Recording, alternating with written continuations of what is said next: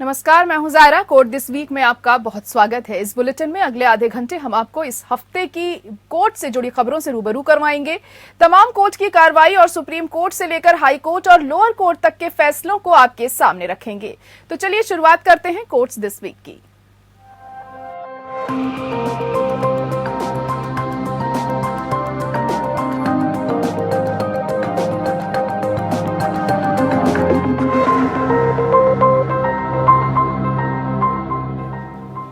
कर्नाटक के उडुपी के सरकारी पीयू महिला कॉलेज से शुरू हुआ हिजाब का मामला राज्य के हाई कोर्ट में है। हाई कोर्ट ने इस मामले की सुनवाई के दौरान कड़ी टिप्पणी की। राज्य में हिजाब और भगवा शॉल पर चल रहे विरोध प्रदर्शनों के बीच अदालत ने कहा कि भावनाओं और जुनून से नहीं, कानून और संविधान से देश चलेगा। कोर्ट भी कानून के हिसाब से ही फैसला लेगा।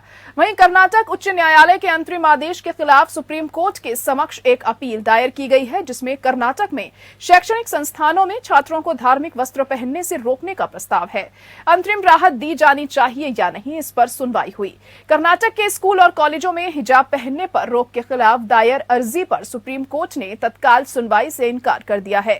Chief justice N V Ramana की बेंच ने कहा कि उचित समय पर हम इस अर्जी पर सुनवाई करेंगे। इसके साथ ही अदालत ने अर्जी दाखिल करने वालों को नसीहत दी है कि वे इस मामले को ज्यादा बड़े लेवल पर न फैलाएं। Chief justice N V Ramana की बेंच ने याचिकाकर्ताओं से कहा कि वे इसे राष्ट्रीय मुद्दा न बनाएं। अदालत ने साफ तौर पर कहा कि इस मसले पर याचिकाकर्ताओं को हाईकोर्ट के फैसले का इंतजार करना चाहिए, जहां सोमवार को एक बार फिर से सुनवाई होनी है।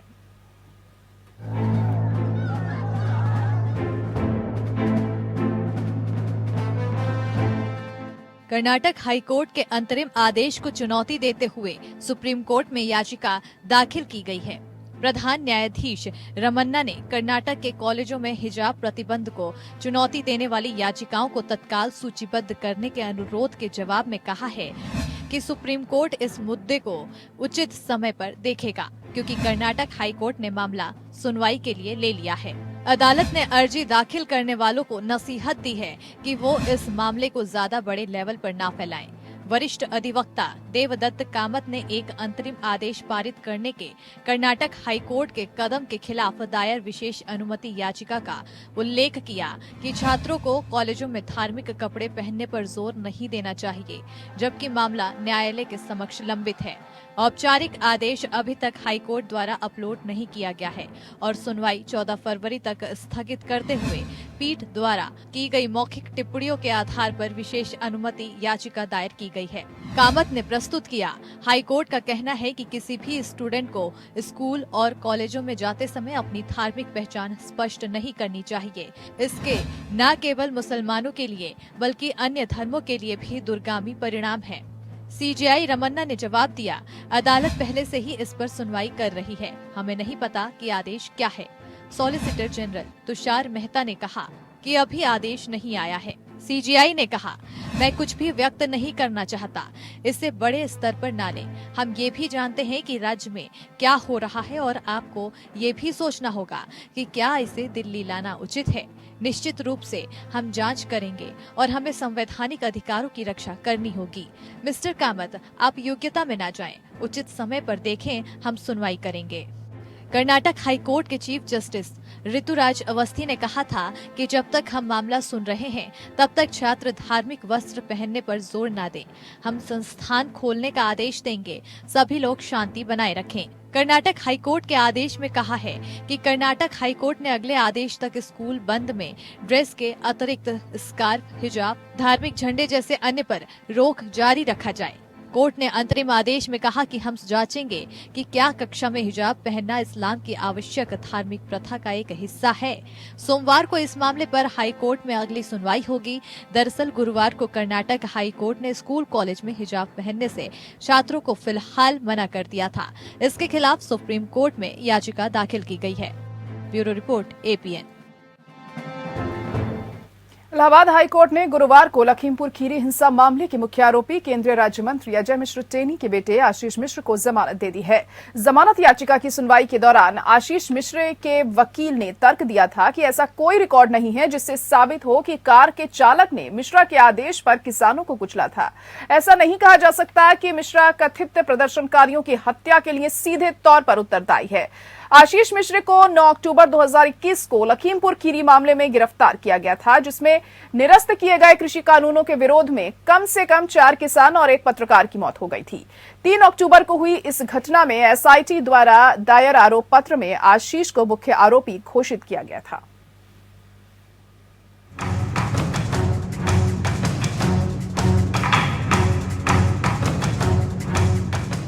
लखीमपुर के तिकुनिया में बीते साल अक्टूबर महीने में हुई हिंसा मामले में हाईकोर्ट ने मुख्य आरोपी आशीष मिश्रा को जमानत दे दी है।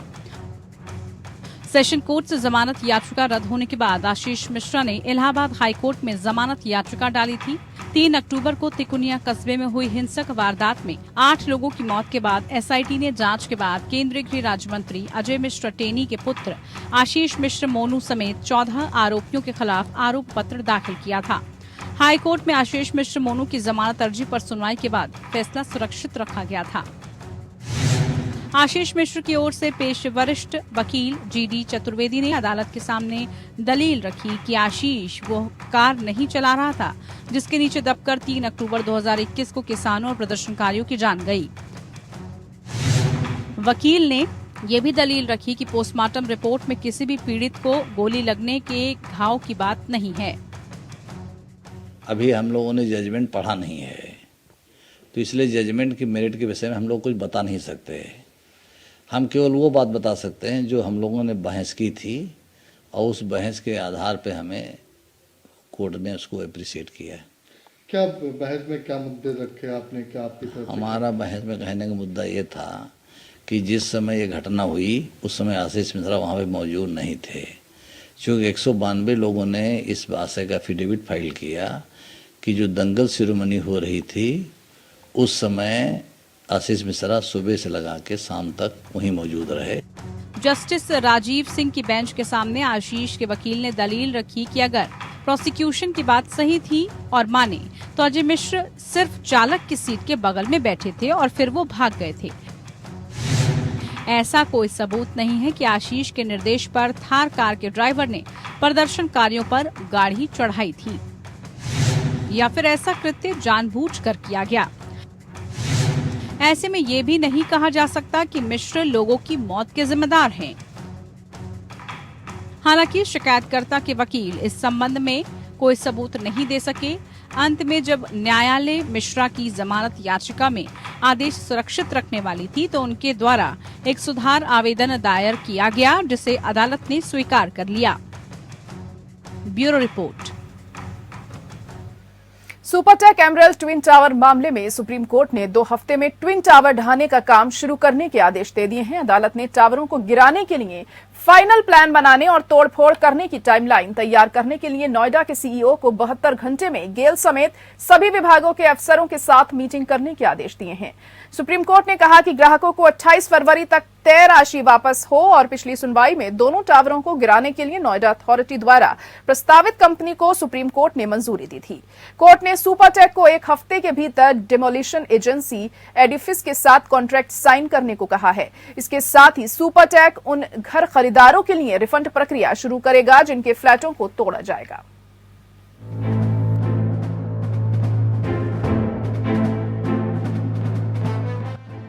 सुप्रीम कोर्ट ने सुपरटेक पर सख्ती दिखाई है। सुप्रीम कोर्ट ने नोएडा में सुपरटेक एमराल्ड कोर्ट के 2 40 मंजिला टावरों को 2 हफ्ते में गिराने का निर्देश दिया है। कोर्ट ने नोएडा सीईओ को 72 घंटे के भीतर सभी संबंधित एजेंसियों की बैठक बुलाने का निर्देश दिया है ताकि ट्विन टावरों को गिराने के कार्यक्रम को अंतिम रूप दिया जा सके। सुप्रीम कोर्ट ने real estate developer company Supertech limited को सख्त निर्देश दिया है कि वो अपनी एमराल्ड कोर्ट परियोजना के तहत दोनों टावरों में घर खरीदने वाले ग्राहकों को 28 फरवरी तक तय राशि लौटा दे। इसी के साथ कोर्ट ने साफ कर दिया है कि वो नोएडा स्थित इस परियोजना में घर खरीदने वाले ग्राहकों के बीच रकम वापसी पर सहमति की प्रक्रिया दोबारा शुरू नहीं कराएगा। सुप्रीम कोर्ट की जस्टिस डीवाई चंद्रचूड़ और जस्टिस सूर्यकांत की पीठ ने इस मामले की सुनवाई की। गौरतलब हो कि न्यायालय की तरफ से इस मामले में नियुक्त न्याय मित्र गौरव अग्रवाल ने घर खरीदारों को लौटाई जाने वाली राशि निर्धारित की है। न्यायालय ने कहा कि बकाया आवासीय ऋण वाले मामलों में कंपनी को 31 मार्च तक कर्ज निपटाना होगा और इससे जुड़े वित्तीय संस्थानों से अनापत्ति प्रमाण पत्र या एनओसी लेकर 10 अप्रैल 2022 तक जमा कराना होगा। पीठ ने कहा कि वापस लौटाई जाने वाली रकम के बारे में फ्लैट खरीदारों के साथ बनी सहमति का पालन दोनों ही पक्षों को करना होगा। उसने तय रकम के बारे में न्याय मित्र की गणना को स्वीकार करते हुए कहा कि इस पर नए सिरे से गौर करना अनुचित होगा। वकील गौरव अग्रवाल ने पीठ को बताया कि कुछ घर खरीदारों ने वापस लौटाई जाने वाली रकम की गणना ठीक ढंग से नहीं किए जाने की बात कही है, लेकिन उनमें से किसी ने भी तय राशि की मात्रा में कोई गड़बड़ी नहीं पाई है। अब तक 38 फ्लैट खरीदारों की रकम वापसी पर सहमति बनी है।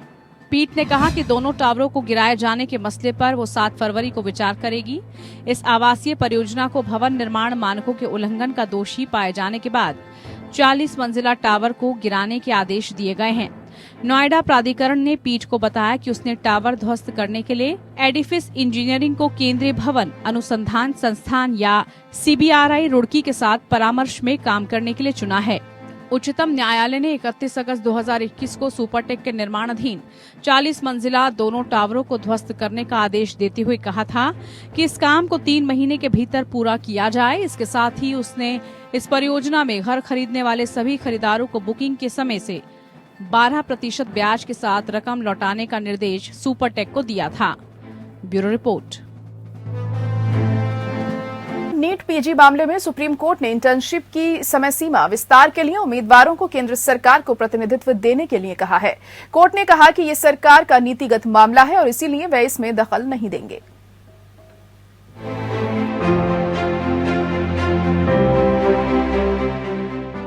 सुप्रीम कोर्ट ने नीट पीजी मामले पर सुनवाई की।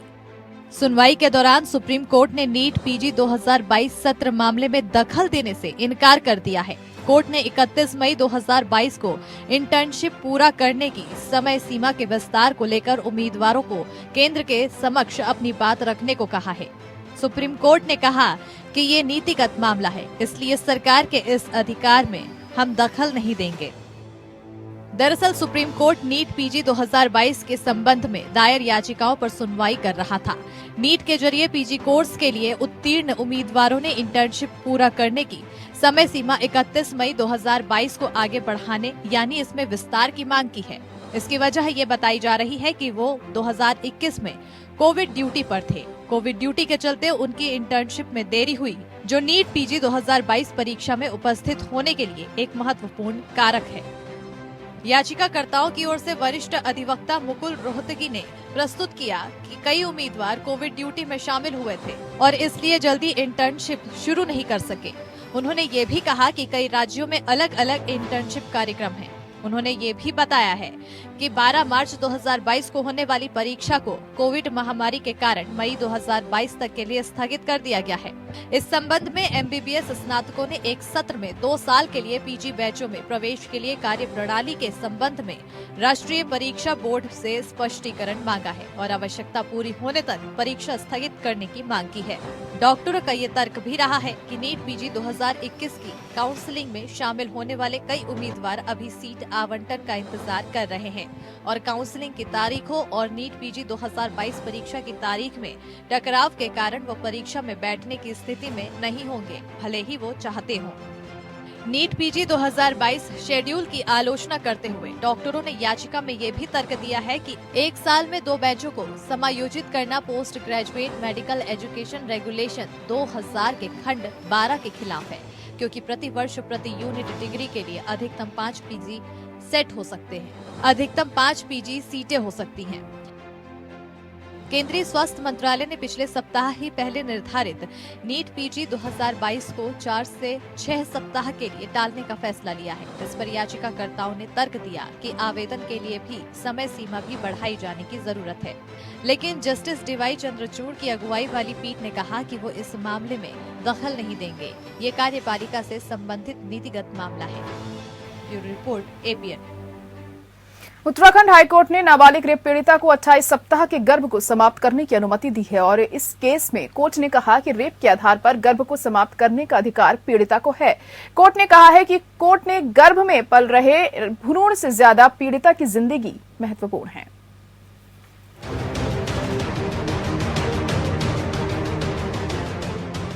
उत्तराखंड हाईकोर्ट ने बलात्कार पीड़िता के गर्भपात महत्वपूर्ण आदेश पारित किया है। कोर्ट ने नाबालिग दुष्कर्म पीड़िता को गर्भावस्था के 29 सप्ताह 5 दिन में गर्भपात की अनुमति प्रदान कर दी। कोर्ट ने गर्भ में पल रहे भ्रूण की जगह पीड़िता की जिंदगी को अधिक महत्वपूर्ण मानते हुए यह अनुमति दी।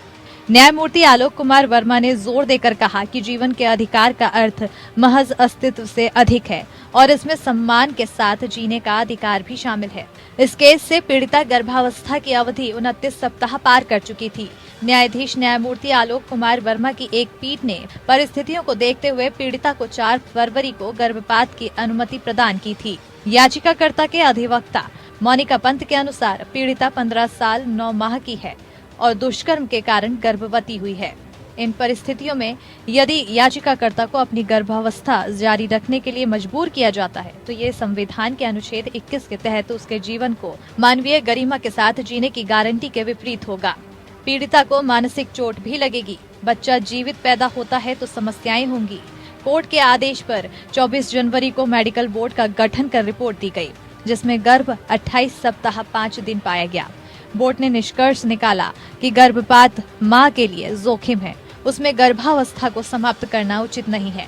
कोर्ट ने फिर आदेश दिया कि मेडिकल बोर्ड के मार्ग निर्देशन में मुख्य चिकित्सा अधिकारी आदेश प्राप्ति के 48 घंटे के भीतर स्त्री रोग विशेषज्ञ की देखरेख में गर्भपात की प्रक्रिया शुरू कराएं। फिर टीम ने सुरक्षित गर्भपात करा दिया। न्यायमूर्ति वर्मा ने मुरुगन नायकर बनाम भारत संघ के शीर्ष अदालत के एक फैसले पर भी विचार किया, जहां वैधानिक बाहरी सीमा से परे चिकित्सा समाप्ति की अनुमति दी गई थी। उस केस में भले ही बोर्ड ने कहा था कि समाप्ति से मां के लिए सामान्य खतरा होगा, पीड़िता 13 साल की थी और आघात में थी। ये आदेश इसलिए अहम है क्योंकि मेडिकल टर्मिनेशन ऑफ प्रेगनेंसी अधिनियम के अंतर्गत गर्भावस्था के 24 सप्ताह तक ही गर्भपात की अनुमति देने का प्राविधान है। अभियोजन के अनुसार 12 जनवरी को आरोपितों के विरुद्ध दुष्कर्म का मामला दर्ज किया था। 11 जनवरी को पीड़िता की सोनोग्राफी कराई गई, जिसमें 27 सप्ताह 4 दिन से अधिक के गर्भ का पता चला था। Bureau report APN। Supreme court ने हाई कोर्ट के जज पर यौन उत्पीड़न का आरोप लगाते हुए इस्तीफा देने वाले मध्य प्रदेश के पूर्व जिला जज को बहाल करने का आदेश दिया है। जस्टिस L नागेश्वर राव और BR गवई की बेंच ने माना कि जज द्वारा दिया गया इस्तीफा स्वैच्छिक नहीं था बल्कि जबरदस्ती था।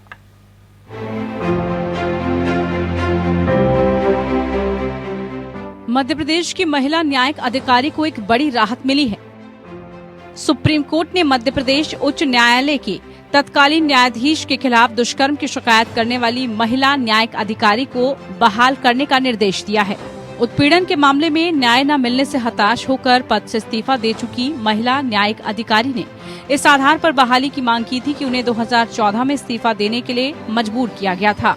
महिला न्यायिक अधिकारी ने अपनी याचिका में कहा था कि उच्च न्यायालय ने 15 दिसंबर 2017 की न्यायाधीशों की जांच समिति की रिपोर्ट के स्पष्ट निष्कर्ष की अनदेखी की है, जिसमें अतिरिक्त जिला न्यायाधीश के पद से याचिकाकर्ता के 15 जुलाई 2014 के इस्तीफे को असहनीय परिस्थितियों में लिया गया कदम बताया गया था। जज अतिरिक्त जिला और सत्र न्यायाधीश के रूप में कार्यरत थी और जब उन्हें ग्वालियर से सीधा स्थानांतरित किया गया तो उन्होंने सेवा से इस्तीफा दे दिया है। उसने ये कहते हुए इस्तीफा दे दिया था कि उच्च न्यायालय के न्यायाधीश के यौन आमंत्रण ठुकराने के बाद स्थानांतरण दुर्भावनापूर्ण था। इसके बाद उन्होंने उच्च न्यायालय के न्यायाधीश न्यायमूर्ति SK गंगेले के खिलाफ यौन उत्पीड़न की शिकायत दर्ज कराई। याचिका में कहा गया कि न्यायाधीशों की जांच समिति ने ये भी कहा था कि याचिकाकर्ता को सेवा में बहाल किया जाए क्योंकि उसने दबाव में इस्तीफा दे दिया था। सुप्रीम कोर्ट के तत्कालीन जज जस्टिस R भानुमति की अध्यक्षता वाले एक संसदीय पैनल ने इसकी जांच की थी। पैनल ने पाया कि यौन उत्पीड़न के आरोप साबित नहीं हुए। हालांकि ये निष्कर्ष निकाला कि याचिकाकर्ता न्यायाधीश का स्थानांतरण अनियमित था। जस्टिस L नागेश्वर राव और B.R. गवई की बेंच ने माना कि जज द्वारा दिया गया इस्तीफा स्वैच्छिक नहीं था बल्कि जबरदस्ती था।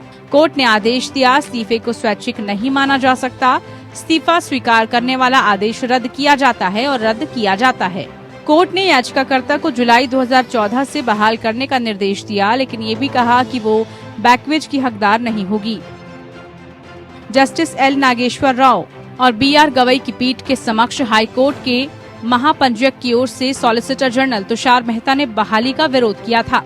उन्होंने कहा था कि केवल एक अनुचित स्थानांतरण ये घोषणा करने की मांग का उचित आधार नहीं हो सकता कि महिला को प्रताड़ित किया गया और उन्हें इस्तीफा देना पड़ा। Bureau report. और इसी के साथ कोर्ट दिस वीक में आज के लिए इतना ही। मुझे दीजिए इजाजत। नमस्कार।